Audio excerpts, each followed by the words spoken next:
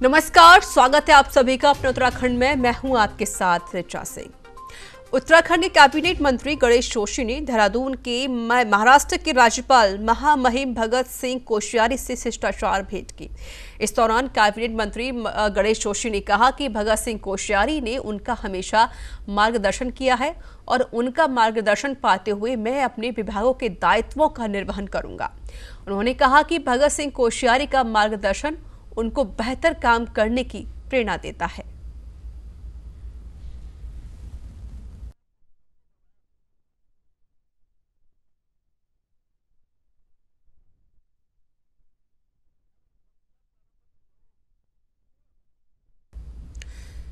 देहरादून में शहरी विकास मंत्री वंशीधर भगत ने वरिष्ठ अधिकारियों के साथ बैठक की, जहां बैठक में सचिव, कमिश्नर और अन्य अधिकारी मौजूद रहे। वहीं वंशीधर भगत ने सख्त लहजे में अधिकारियों को निर्देश दिए हैं कि कुंभ के दौरान साधु संत का पूरा सम्मान होना चाहिए और स्वच्छ कुंभ हमारी प्राथमिकता होनी चाहिए। चुनौतियों को ठीक से समझने और उसको दूर करने के लिए ही आए जी। सारे अधिकारी हमारे काम कर रहे हैं, उनसे जानकारी करेंगे क्या हुआ है, क्या होना है, कितना हमारा बजट है, सब चीज की जानकारी लेकर के फिर उसको ठीक करें। कोविड भी कोविड भी है, कोविड के नियमों का पालन करते हुए ही करना पड़ेगा। कोविड को भी देखना है, मेले को भी देखना है, मेला भव्य दिव्य हो कि हमारी। उत्तराखंड के सल्ट सीट से विधानसभा उपचुनाव होने वाले हैं। ऐसे में जहां भाजपा चुनाव को लेकर अपना पुरजोर लगाने में लगी हुई है, वहीं कांग्रेस और यूकेडी भी इस चुनाव को लेकर अपनी तैयारी कर रही है। आपको बता दें कि उत्तराखंड क्रांति दल ने सल्ट उपचुनाव के लिए अपने प्रत्याशी मोहन उपाध्याय को मैदान में उतार दिया है। पहले भी उन्होंने वहां के विकास के लिए कई कार्य किए हैं। सल्ट उपचुनाव के लिए नामांकन भरने की प्रक्रिया 30 मार्च तक चलेगी। 31 मार्च को नामांकन पत्रों की जांच होगी और 3 अप्रैल तक नाम वापस लिए जा सकेंगे। अपार खुशी है क्योंकि इस के लिए बहुत सारे प्रतियोगियों ने किया था, लेकिन मेरा भाग्य को, किस्मत को या मेरा सौभाग्य समझो कि उन्होंने मेरे को जो है ये अवसर दिया। मैं उन सभी लोगों का धन्यवाद भी अदा करता हूँ। उत्तराखंड में पत्रकार महासंघ की ओर से होली को लेकर रंगारंग कार्यक्रम के साथ ही संघ के पत्रकारों के शपथ ग्रहण कार्यक्रम का आयोजन किया गया। कार्यक्रम के दौरान पत्रकारों ने एक दूसरे को होली की शुभकामनाएं देते हुए गुलाल लगाया। इस मौके पर पत्रकार महासंघ के प्रदेश अध्यक्ष निशित सकलानी ने पत्रकार संघ के पदाधिकारियों को शपथ दिलाते हुए प्रदेशवासियों को होली की शुभकामनाएं दी। पूरे उत्तराखंड को मेरी ओर से बहुत शुभकामनाएं, आपको भी शुभकामनाएं। होली रंगों का त्योहार है। आप लोग विविध रंग भर के समाज में एक नया रूप कलेवर समाचारों का देते हैं, उसी प्रकार आप नए रंग भर के उत्तराखंड के विकास के लिए सब मिलकर प्रयत्न करें, ये मेरी शुभकामना। आज उत्तराखंड पत्रकार महासंघ का जो जिला इकाई है, प्रत्येक जनपद में हमारी जिला इकाइयाँ हैं उत्तराखंड पत्रकार महासंघ के। यहाँ अभी चुनाव हुए थे जनपद देहरादून में जिला इकाई के, तो उनके पदाधिकारियों का और कार्यकारिणी का एक तो शपथ ग्रहण का कार्यक्रम है, और चूंकि होली का अवसर है तो होली मिलन का भी एक संक्षिप्त कार्यक्रम यहाँ पर रखा हुआ है। और उसी में बच्चे भी जो अपने संघ से हैं, जो सदस्य हैं उसके, उन्हीं के बच्चे यहाँ प्रस्तुति वगैरह भी देंगे। थोड़ा सा कल्चर प्रोग्राम, सांस्कृतिक कार्यक्रम टीम हमारी आई हुई है, वो भी कुछ कार्यक्रम यहाँ पर अपना प्रेजेंटेशन देगी, प्रस्तुति देगी। होली के त्योहार का आगाज हो गया है। उत्तराखंड की राज्य मंत्री रेखा आर्य ने भी अपने शासकीय आवास में होली से संबंधित रंगारंग कार्यक्रम का आयोजन किया, जहां मेरी पहचान रंगमंच के कलाकारों को बुलाकर कुमाऊनी गीत और नृत्य की पेशकशी कार्रवाई और होली की बधाइयां जनता को दी। वहीं इस मौके पर न्यूज इंडिया संवाददाता साक्षी सहनी ने राज्य मंत्री रेखा आर्य से खास बातचीत की। न्यूज इंडिया की खास पेशकश बुरा न माने होली है में आज हमारे साथ मौजूद है राज्य मंत्री रेखा आर्य मैडम जी। इनसे जानना चाहेंगे, मैम होली का पर्व है, उत्तराखंड की जनता को कैसे बधाइयाँ दें? देखिए, होली का पर्व अपने उत्सव का पर्व है, रंगों का त्योहार है। तो मेरी ढेर सारी सारी शुभकामनाएं अपने उत्तराखंड वासियों को है, अपने पूरे देशवासियों को है। इस पर्व को कोविड के गाइडलाइन के साथ में और इस पर्व को जिस उत्साह के साथ हम लोग मना रहे हैं, मनाएं, रंगों का विशेष ध्यान रखें, हाइजीनिक रंगों का प्रयोग करें, ये मेरी आप सबसे अपील रहेगी। होली का त्योहार मजाक मस्ती का त्योहार हो जाए तो क्या विपक्ष को भी रंग लगाएंगी? देखिए, होली का त्योहार स्वाभाविक से मजाक मस्ती और एक उत्सव का त्योहार होता है, अपनी संस्कृति की झलक में मिलती है, तो निश्चित रूप से सब में प्रसन्नता रहती है। होली में कहते हैं बुरा ना मानो, तो कोशिश है कि इतना ही करो कि किसी को बुरा ना लगे। ये भी राज्य मंत्री रेखा आर्या जी जिन्होंने बताया कि किस तरीके से होली के त्योहार में मजाक मस्ती चलेगी और कहीं ना कहीं विपक्ष को भी रंग लगाती हुई रेखा आर्या मैडम नजर आएंगी। अपने सहयोगी आकाश के साथ में साक्षी सानी, न्यूज इंडिया, देहरादून। 1 अप्रैल से धर्मनगरी हरिद्वार में महाकुंभ का आयोजन होने जा रहा है, जिसको लेकर भाजपा के प्रदेश प्रभारी दुष्यंत कुमार गौतम का कहना है कि केंद्र और राज्य सरकार की ओर से कुंभ को लेकर एसओपी पहले ही जारी कर दी गई है। 1 साल से ज्यादा का समय हो गया है, ऐसे में सरकार के साथ साथ जनता भी कोविड को लेकर सजग हो गई है और आने वाले कुंभ में भी सभी श्रद्धालु कोविड-19 के नियमों का पालन करेंगे। भक्तों से देश के और विदेशों से एक आग्रह और निवेदन है, कोविड-19 का पालन करें। सरकार उस पर अडिग है, कोविड-19 का 100% पालन होगा। रही उसे बचाव की, 1 साल से हम निकल चुके हैं, 1 साल में कोरोना के अंदर हम रहे हैं, हम स्वयं में इतने सजग हो गए हैं कि मास्क खुद पहन के चलते हैं, खुद अपना ध्यान रखते हैं, सैनिटाइजेशन का ध्यान रखते हैं। तो इसलिए मुझे लगता है कि जनता भी सजग है और सरकार भी सजग है। लगातार हेल्थ की तरफ से जो डायरेक्शन भी आ रही है उस पर भी ध्यान दिया रहा है। हमने सब मंत्रालय के सभी विभागों को अलर्ट कर रखा है इसके लिए। लेकिन एक भक्ति का, पूजा का भी अपना स्थान है, तीर्थ का भी, उसको भी मान्य करते हुए सभी चीज़ का पालन होगा। पूरे देश में जहां होली के त्योहार की धूम नजर आने लगी है, तो वहीं नैनीताल के हाईकोर्ट बार सभागार में शुक्रवार को होली मिलन कार्यक्रम का आयोजन किया गया। हाईकोर्ट बार सभागार में आयोजित इस समारोह में न्यायाधीशों और अधिवक्ताओं ने एक दूसरे को अबीर गुलाल लगाकर एक दूसरे को होली की शुभकामनाएं देते हुए देशवासियों के लिए सुख सौहार्द की कामना की है। होली मिलन कार्यक्रम के दौरान स्थानीय कलाकारों की ओर से लोक गीतों की प्रस्तुतियां भी पेश की गई।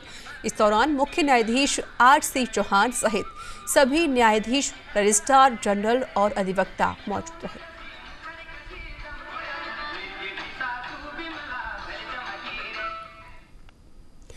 चलिए खबरों में आगे बढ़ते हैं। खबर नैनीताल के बेताल घाट से है, जहां कटनी गजार के एक बुजुर्ग ने वीडियो जारी करके बेताल घाट थाना पुलिस पर वसूली करने का आरोप लगाया है। बुजुर्ग का कहना है कि पुलिस नए बहाने बनाकर उनको फोन करती है और परेशान करती है।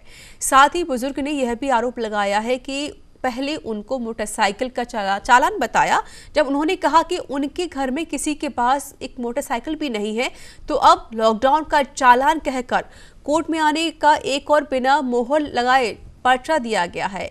वहीं बेताल घाट पुलिस ने ग्रामीण भी परेशान है और पुलिस पर रतौड़ा स्टोन क्रशर में हुई गोलीबारी में शामिल लोगों का पक्ष लेकर ग्रामीणों को धमकाने का आरोप लगा रहे हैं। मेरे को परेशान किया जा रहा है। एक बार इनका फोन आया कि मई जून में, बोला मैं थाने से ऐसो बोल रहा हूँ। मैंने बोला हाँ जी श्रीराम कठिन के जैसे मैं बोल रहा हूँ।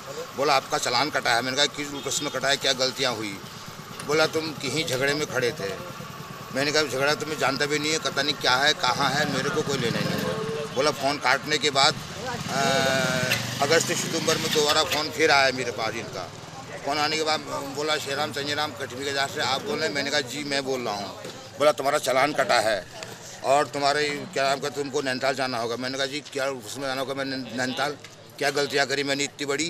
बोला तुम मोटरसाइकिल में घूम रहे थे, तुम्हारे पास सिर में हेलमेट नहीं था, जेब में लाइसेंस नहीं था, तो लाइसेंस हमने चेक करा तेरी जेब में तो लाइसेंस नहीं था, उस वजह से चालान कटा है। मैंने कहा लाइसेंस और हेलमेट मोटरसाइकिल हमारे भुगताताओं ने भी नहीं देखी, मेरे पास कहाँ से आ जाएगी? खुद में रास्ते में चल नहीं पाता हूँ तो मैं कहाँ से आ रहा हूँ? पिछले कई वर्षों से खनन माफियाओं के खौफ से पूरी घाटी जो विचलित है, प्रताड़ित है, और उस पर पुलिस द्वारा लगाम नहीं कसे जाने के विरुद्ध ये उपवास था। अभी गत दिनों पिछले हफ्ते ही यहीं पर रतौड़ा गांव में रतौड़ा के ग्रामीणों पे गोलीबारी कर दी गई खनन माफियाओं द्वारा, और पुलिस उसको हल्के में लेकर छोटी मोटी धाराओं में उनको रफा दफा करके मामले को वहीं ख़त्म कर देती है। पुलिस ये कहती है कि असली बंदूक से डमी गोली चले, और ये बहुत ही हास्यास्पद पुलिस का बयान है। इसमें पुलिस की नाकामी के लिए हमने ये उपवास रखा था, और हमारी मांग ये है कि आज हमने जिलाधिकारी महोदय के नाम 2 ज्ञापन बनाए। एक में हमने उनसे निवेदन किया है कि खनन माफियाओं के खौफ से बेतालघाट घाटी को बचाइए, और ये खनन माफिया जो अवैध रूप से खनन कर रहे हैं, ये 50 कुंटल की रॉयल्टी पे 100 कुंटल माल ढोल रहे हैं, और उसमें पुलिस की जो संलिप्तता है उस पर आप तुरंत कार्रवाई। रुद्रप्रयाग मुख्यालय का एक प्रतिष्ठित विद्यालय इन दिनों चर्चा में है। नए शिक्षा सत्र प्रारंभ होने से पहले ही विद्यालय प्रधानाचार्य और अभिभावक सामने आ गए हैं। मापदंडों की दरकिनार कर अपनी ही तैनाती के लिए कार्यरत अध्यापकों के तबादले किए जा रहे हैं, जिससे अभिभावकों में भारी आक्रोश है। आपको बता दें कि विद्यालय और पेरेंट्स के बीच चल रहा मनमुटाव अब चौराहे पर भी आ गया है। कोविड काल के दौरान अब नए शिक्षा सत्र में शुरू होने की उम्मीद जगी है, तो स्कूल खुलने की आस और अपने पालियों को दाखिला दिलवाने के लिए पेरेंट्स भी विद्यालय की तलाश में जुट गए हैं। विद्यालय से काफ़ी वर्षों से कार्यरत 2 अध्यापिकाएं हैं जिनको स्थानांतरण कर दिया गया है, और एक मैडम 17 वर्षों से, एक को 8-9 साल हो चुके हैं यहाँ पे, जिनका जो बहुत ही ये कोरोना काल में भी काफ़ी न्यूनतम वेतन में ये काम कर रहे थे, और इनकी अभी तक कोई शिकायत नहीं है। सारे ही जितने भी अभिभावक लोग हैं इनसे संतुष्ट हैं, बच्चों को भी अच्छी तरह से पढ़ाते हैं, लेकिन बिना किसी कारण के इनका जो ट्रांसफ़र किया जा रहा है ये गलत है, और इसकी सूचना हम प्रिंसिपल से प्राप्त करेंगे। इसकी हम पीटीए की एक मीटिंग करने वाले हैं, जिसमें हम अपने इन्हीं सभी प्रश्नों को रखेंगे। जितना वेतनमान में जो अध्यापक अन्यत्र सर्वाइव नहीं कर सकते, नहीं रह सकते, उनको ट्रांसफ़र किया जाना दुखद है, और साथ में अपनी मनमानी अपनी पत्नी के लिए, अपने भाइयों के लिए, भतीजों के लिए और रिश्तेदारों के लिए काम हो रहा है, उसके द्वारा अन्य टीचरों को भी प्रताड़ित किया जा रहा है जो उसके साथ काम कर रहे हैं। ये सभी का कहना है, और अलग अलग आप सभी टीचरों से पूछेंगे तो लगता है कि वो भी अपने नाराज हैं। हरिद्वार की ज्वालापुर से बीजेपी विधायक सुरेश राठौर निरंजनी अखाड़े के महामंडलेश्वर बनने जा रहे हैं। आने वाले 12 अप्रैल के शाही स्नान से पहले उनका पट्टाभिषेक किया जाएगा। शुक्रवार को विधायक सुरेश राठौर ने निरंजनी अखाड़े पहुंचकर अखाड़ा परिषद के अध्यक्ष नरेंद्र गिरी महाराज और सचिव रविंद्रपुरी महाराज से मुलाकात की, जिसके बाद यह निर्णय लिया गया। विधायक सुरेश राठौर ने कहा कि राजनीति के साथ साथ अब धर्म के काम भी करने हैं, इसलिए वह सनातन धर्म के प्रचार प्रसार के लिए निरंजनी अखाड़े के महामंडलेश्वर बनने जा रहे हैं। और वहीं निरंजनी अखाड़े के सचिव रविंद्रपुरी महाराज ने बताया कि विधायक सुरेश राठौर विधायक होने के साथ साथ एक अच्छे कथावाचक भी हैं। अप्रैल से पहले किसी भी दिन संत रविदास के प्रमुख, उनके उपासक आदरणीय राठौर जी को पंचायती अखाड़ा से निरंजनी महामंडलेश्वर पद पे सुशोभित करेगा, पट्टाभिषेक करके उनको सम्मानित करेगा। राठौर जी विधायक भी है, पॉलिटिशियन भी है, ध्यानी भी है, ज्ञानी भी है, कथाकार है, तो मैं समझता हूँ कोई ऐसा गुण नहीं है जो इनमें नहीं है, सर्वगुण संपन्न है। तो ऐसे व्यक्ति को महामंडलेश्वर बनाना बहुत ज़रूरी है, और मैं समझता हूँ हमें समाज के उत्थान के लिए इनको महामंडलेश्वर पद पे पट्टाभिषेक हम 12 फरवरी से पहले कर लेंगे। मेरे लिए सौभाग्य की बात है कि नरेंद्र गिरी जी महाराज जी, रविंद्रपुरी जी महाराज जी ने मेरे को महामंडलेश्वर के लिए चुना, और सनातन धर्म के लिए हमारा जीवन समर्पित है, और इसमें निरंतर हम बराबर बढ़ते रहते हैं। तो मैं उनके इस फैसले का अभिनंदन करता हूं, स्वागत करता हूं, और ये ईश्वर से प्रार्थना करता हूं कि इतनी शक्ति मुझे दे के अखाड़े के द्वारा जो मुझे महामंडलेश्वर बनाया जाएगा, मैं उसकी परंपराओं पर खरा उतरूं। उत्तराखंड के लालकुआ क्षेत्र के गांव हरिपुर शिवदत्त में आसाराम का आश्रम बनाए जाने का विरोध तेज होता जा रहा है।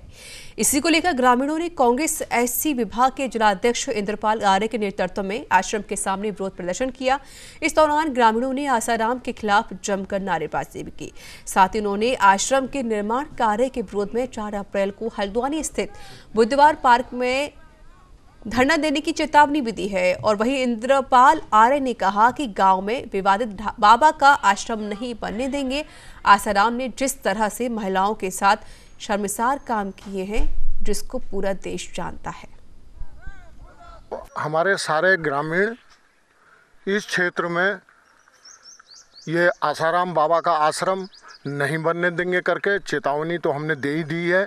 और हम इस चेतावनी के साथ साथ धरना प्रदर्शन भी 4 तारीख को करने वाले हैं।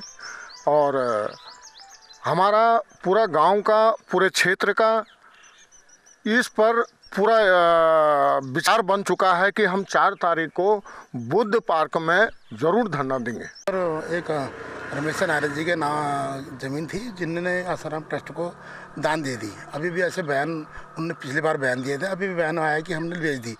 ऐसे व्यक्ति को बेची या और दान दी, इसके हमें नहीं जा करके हम ये चाहते हैं कि पूरे ग्रामवासी इसमें उनका ट्रस्ट ना खुले, क्योंकि किस टाइप का आदमी है और किस तरीके के किस यौन शोषण में वो जेल में बंद है और उसके जो भक्त होंगे वो किस तरीके के होंगे ये पूरा देश जानता है। आसाराम के जो भक्त हैं, जो ट्रस्ट चलाते हैं, ऐसे लोगों का इस गाँव में आना बिल्कुल वर्जित है। हम ये चाहते हैं कि ऐसे व्यक्ति इस गाँव में ना आए। उत्तराखंड के पौड़ी पुलिस को साइबर ठगी के मामले में बड़ी सफलता मिली है, जहां पुलिस की टीम ने छात्र अभियुक्त को मिजोरम के बर्मा बॉर्डर से गिरफ्तार कर लिया है। एसएसपी पी रेणुका देवी ने बताया कि साल 2019 में धारा 420 में मामला दर्ज हुआ था। इसमें एक व्यक्ति से विदेश के नौकरी लगाने के नाम पर 20,55,000 की धोखाधड़ी की गई थी, जिसको लेकर पुलिस टीम ने सक्रियता दिखाते हुए अभियुक्त आर लाल स्वामलियाना को गिरफ्तार कर लिया है। थाने में एक मुकदमा दर्ज हुआ है 420 में। उसमें एक आदमी को नौकरी देने के नाम पर है फेसबुक के माध्यम से धोखाधड़ी हुआ है 20 लाख का। सो अभी हमारा एसओ अभी फिलहाल अभी एसओ सतपुली है, वो इन्वेस्टिगेशन कर रहे थे। अभी 1 साल को ऊपर हो गया था, वो मुलजिम को नहीं पकड़ में आया था बिकॉज वो मिजोरम का था, नॉर्थ ईस्ट का था। सो अभी हम तीसरा बार हमारा टीम गई वहाँ पर, बहुत प्रयास के बाद ये एक अभी मुलजिम है, उसको अकाउंट में लगभग 9 लाख उसको अकाउंट में हमारा वादी का अकाउंट से गया था। सो इसको कल हमारा टीम ने वहाँ पर मिजोरम से अरेस्ट करके लेके आए।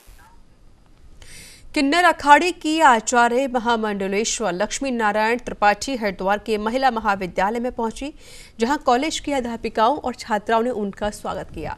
इस दौरान आचार्य महामंडलेश्वर लक्ष्मी नारायण त्रिपाठी ने पत्रकारों से वार्ता करते हुए कहा कि किसी भी समाज और देश के उत्थान के लिए शिक्षा बहुत आवश्यक है। शिक्षा से ही समाज का उत्थान संभव है। उन्होंने ये भी कहा कि किसी भी देश या समाज को अगर आगे बढ़ाना है तो उस समाज या देश की महिला को शिक्षित होना आवश्यक है।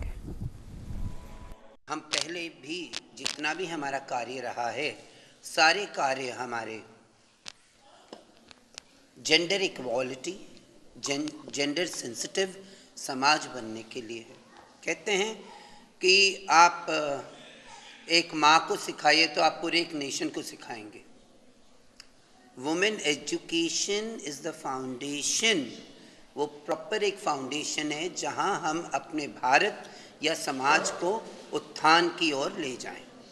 1960 में हरिद्वार में एक कर्मठ परिवार ने महिलाओं को शिक्षित करने के लिए महिला विद्यालय शुरू किया। आज अलग अलग शाखाओं से और उनकी ही पुत्री ने आगे बढ़ाते, कोई भी नारी, कोई भी पुरुष या कोई भी जो और भी किसी जेंडर के लोग हैं वो कमज़ोर नहीं हैं, ना हम उन्हें कमज़ोर समझें। अगर हम उन्हें कमज़ोर समझते हैं तो मैं ये कहूँगी कि हम ईश्वर की कृति। सूचना एवं लोक संपर्क विभाग के सचिव दिलीप जावलकर ने हरिद्वार में कुंभ मेला क्षेत्र में बनाए गए मीडिया सेंटर का निरीक्षण किया। इस दौरान उन्होंने अधिकारियों को सेंटर के साज सज्जा और सुविधाओं को और बेहतर करने के निर्देश दिए हैं। उन्होंने कहा कि मीडिया के साथ समन्वय के लिए सूचना विभाग और पत्रकारों की एक कोऑर्डिनेशन कमेटी बनाई जाए। हरिद्वार आए सूचना सचिव जावलकर ने बारीकी से मीडिया सेंटर के सभागार, वीआईपी लाउंज और कंप्यूटर कक्ष, ऑफिसर रूम, योगा कक्ष, टेंट कॉलोनी का निरीक्षण करते हुए कहा कि मीडिया सेंटर का निर्माण 25 मार्च तक करने के निर्देश दिए गए थे, जो काफी हद तक पूर्ण हो चुका है। सेंटर का मार्च पहुंचकर मार्ग और आंतरिक सुविधाओं को पूर्ण कर ली गई है। साउंड सिस्टम के ट्रायल करने को कहा गया है। देखिए, हम लोगों का मेला का नोटिफिकेशन हुआ है, उस हिसाब से 1 अप्रैल तक हम लोगों से मेला शुरू हो रहा है। 1 अप्रैल तक एक व्यवस्था पूर्ण करनी है करके कॉन्ट्रैक्टर को समय सीमा दी गई थी, लेकिन हम लोगों ने प्रिकॉशन के तौर पर हम लोगों ने कहा गया था कि उसको 25-26 तारीख तक ही व्यवस्था हम लोगों को सेट करके बता दें। तो यहाँ तक जो टर्मिनल्स लगाने थे आपके हर किसी के लिए। कुंभ से पहले दायर एक याचिका पर कार्रवाई करते हुए हाईकोर्ट ने उत्तराखंड शासन को आदेश दे दिए हैं कि समय से कार्य पूरा कराए जाएं, साथ ही ऋषिकेश के घाटों पर फैली गंदगी को जल्द से जल्द दूर किया जाए, जिसके चलते मुख्य सचिव और कुंभ अधिकारियों ने हाईकोर्ट द्वारा बनाई गई समिति के साथ ऋषिकेश के घाटों का निरीक्षण किया। इस दौरान कुंभ अधिकारियों और मुख्य सचिव ने ऋषिकेश के अन्य घाटों पर स्नान पर पाबंदी लगाने के लिए कहा है। हरिद्वार देहरादून मार्ग पर चोरों ने एक दुकान का ताला तोड़कर हजारों का सामान पार कर लिया। पीड़ित दुकानदार ने बताया कि गुरुवार रात को करीब 9:30 बजे दुकान बंद करके घर चला गया था। शुक्रवार सुबह किसी ने दुकानदार को फोन करके दुकान का ताला टूटने की सूचना दी। दुकानदार के मुताबिक 35,000 रुपए की नकदी के साथ हजारों का सामान चोरी हो गया है। सूचना के बाद पुलिस ने मौके पर पहुंचकर घटनास्थल का पूरा जायजा लिया। तो मैं रात को 9:30 बजे घर चले गया था। उसके बाद क्या हुआ ये मुझे मालूम नहीं है। हाँ, मुझे किसी ने सूचना की है फ़ोन से। तो कब पता चला आपको? मुझे सवेरे 7:45 बजे करीब। पुलिस को बताया? पुलिस को हमने पुलिस को बताया, चीता वाले आए, लेकिन उन्होंने बोला कि हम देखेंगे CCTV कैमरे पे, अगर कोई शक में आता तो हम देखेंगे। कितना नुकसान बता रहे हैं? ये नुकसान करीबन ये मान के चलिए अभी 30-35 हज़ार से देखा है। तहसील पौड़ी के राजस्व क्षेत्र में दलित युवती से दुष्कर्म मामले की जांच अब रेगुलर पुलिस करेगी। इसको लेकर एसएसपी ने सीओ सदर पौड़ी PL टमटा को विवेचना अधिकारी नियुक्त किया है। एसएसपी P रेणुका देवी का कहना है कि मामले की गंभीरता को देखते हुए आरोपियों को जल्द ही गिरफ्तार किया जाएगा। वही मामला अब तूल पकड़ता नजर आ रहा है और जब आज रुड़की के भीम आर्मी के कार्यकर्ता एसएसपी P रेणुका से मिलने पहुंचे, जहां उन्होंने एसएसपी से मामले में जल्द कार्रवाई करने की मांग की। जांच मेरे पे आ गई। हमने कल वहां पर जो है दबिश दी है और उसके घर पे गई है। जो पीड़िता लड़की है उसके बयान कल महिला संरक्षण अंकित कर दिए गए हैं और घटनास्थल तक हम पहुंच चुके हैं। इसके बाद अग्रिम जांच जो है जारी है। तो इसी के साथ इस बुलेटिन में इतना ही। देश दुनिया की तमाम खबरों के लिए देखते रहिए न्यूज़ इंडिया। नमस्कार।